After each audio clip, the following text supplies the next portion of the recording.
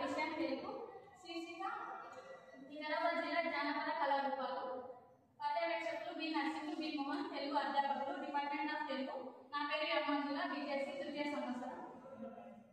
పరిచయం. తెలుగువారి అపూర్వమైన జానపద కళ వారసత్వం ఉన్నది. జానపద కళ సాహిత్యం ద్వారా ఒక జాతి సంస్కృతి తెలియజేస్తుంది. ఒక జాతి నిర్మాణానికి అవసరమైన ఆకారాలు జానపద కళలు అందించడంలో అనడంలో అదే శక్తి లేదు.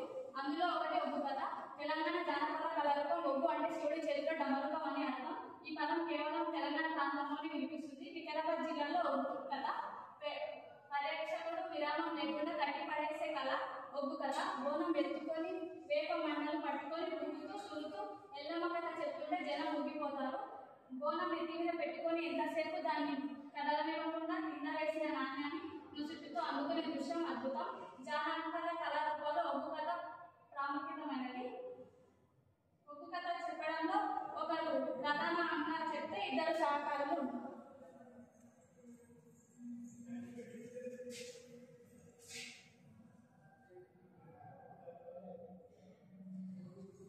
నా పేరు వైజాగ్, డిగ్రీ ఫైనల్ ఇయర్. ఇది ఒక జానపద కళారూపం. తూర్పుగోదావరి పుట్టుక మీద అనేక కథలు ప్రచారంలో ఉన్నాయి. పూర్వం రాజస్థాన్లోని పండితులు తమ ప్రభువులను సంతోషపెట్టడానికి తోలుబొమ్మలాట అనేది ఆడతారు. మానవుడు వర్తింపజేసే సృజనాత్మకంగా ఉంటుందని భావించి తోలుబొమ్మలను తయారు చేసి తెల్లటి పంచెను తెరగా అమర్చి దీనిపై దీపం కాంతిలో బొమ్మల నీడలోని పడేటట్టు చేసి దిద్దుకున్న చేపట్టడానికి అమరకోశంలోనే శోషకాలను నిదర్శనంగా పేర్కొనవచ్చు. ఈ విధంగా తోలుబొమ్మలాట అనేది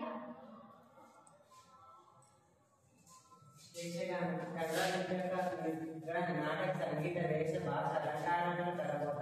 ఇది ఒక శాస్త్రీయ శైలి. ఇది కర్ణాటక రాష్ట్రంలోని అతి ముఖ్యమైన శాస్త్రీయ కళ.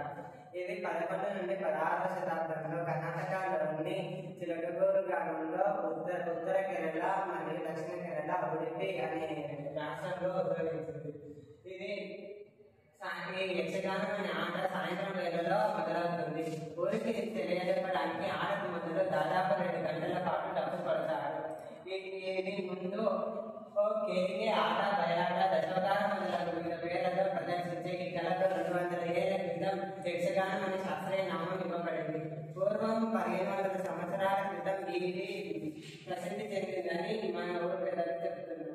బెంగళూరులో యక్షగానం బాగా ప్రధానాన్ని చెందింది. అలాగే కేరళలో కూడా కెసరనగర అనే జిల్లాలో కూడా ప్రసిద్ధి చెందింది.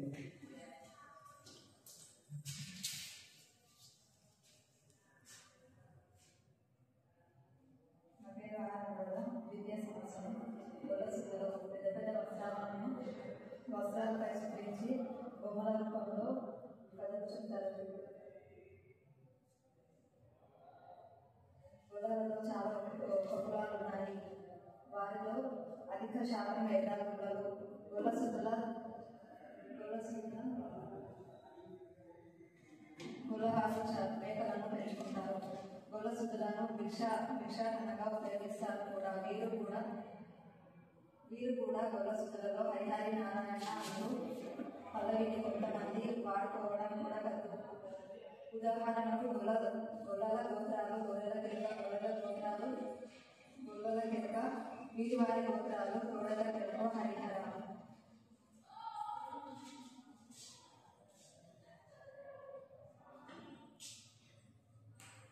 నా పేరు ఎంపీసీ ఫస్ట్ ఇయర్. నేను చెప్పే కళారూపం వివరణ.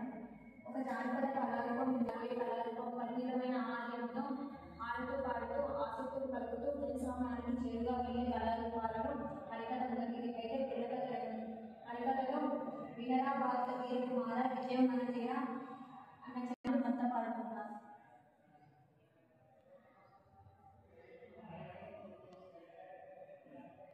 మానవుడి మూలాలను దర్శింపజేస్తుంది. మానవుడికి తమ పూర్వీకుల జ్ఞాన సంపత్తి పరిచయం చేస్తుంది.